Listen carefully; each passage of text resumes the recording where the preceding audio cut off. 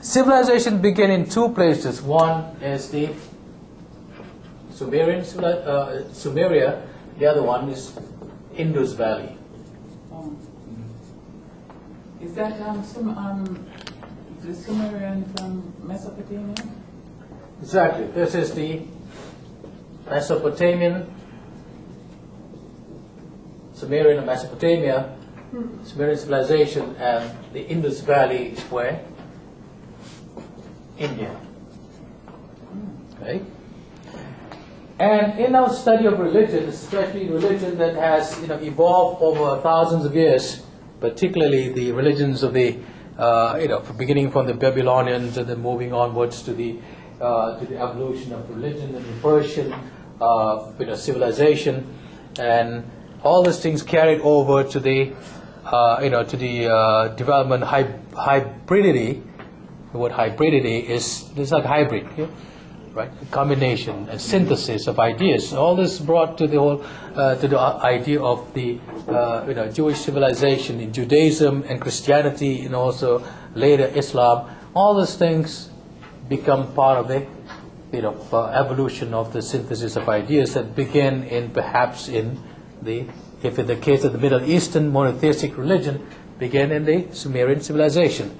The whole idea of good and evil, the whole idea of God itself, the whole idea of the struggle, that the world is merely a struggle between good and evil, and the rewards and punishment, for example.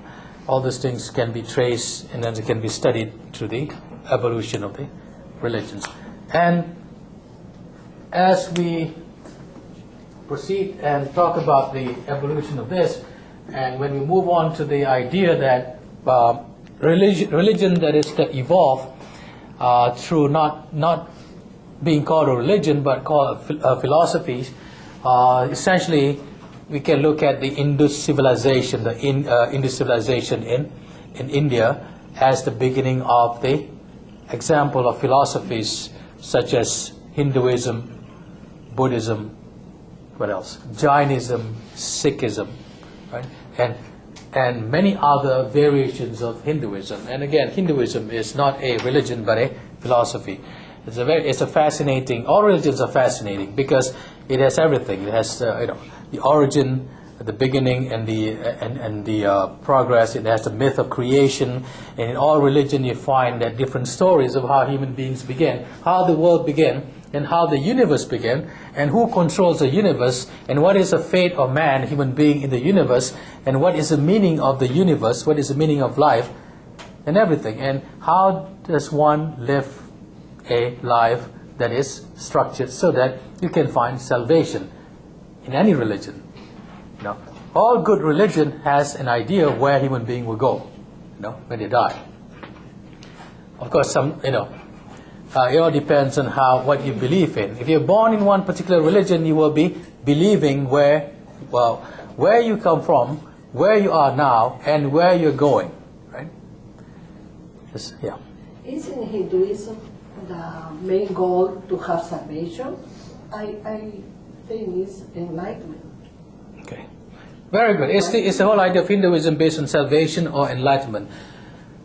The idea of enlightenment itself is actually very dominant in all religion. In all religion has the whole idea that enlightenment simply means that you are enlightened from darkness to light, moving from the world that your world that you do not know what is the meaning of it all, to a point in time where you understand what it all means, based on whatever they have understood.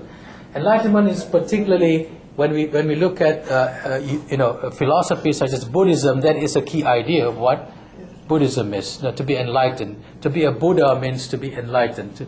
The Buddha is the enlightened one, and each one of us can become a Buddha, right? Because some people smoke Buddha, right? It's funny that how all these words are used, in a different context. The sacred words become the profane.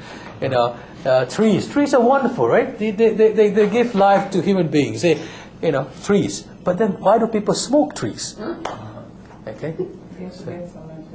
Yeah, to get ascertained, and look at these Rastafarians, just smoke trees and become enlightened. So, okay. Back to the idea of revealed religion. The next on Monday, I'm going to start a religion. I'm going to start a more elaborate lecture on the three different traditions. But essentially, in the revealed religion, three or four things that we need to consider. One is there is an idea that message of good and evil being passed down to this one human being, and all prophets are male. Okay, it's a male-oriented idea that females females have a different role. It doesn't mean that females has has a less dangerous role, because becoming a prophet is not a very easy thing, and most of the prophets are reluctant. Why should I be doing this job? Why me? Oh God, why me? I don't think I can do this job. But if you want me to do this job, what can I do? Right? Who am I to question you? God says that you are the one, the chosen one. Tell the people you are the chosen one.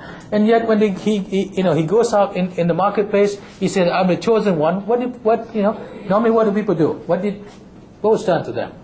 They get stoned. They get thrown stones. And they get laughed at.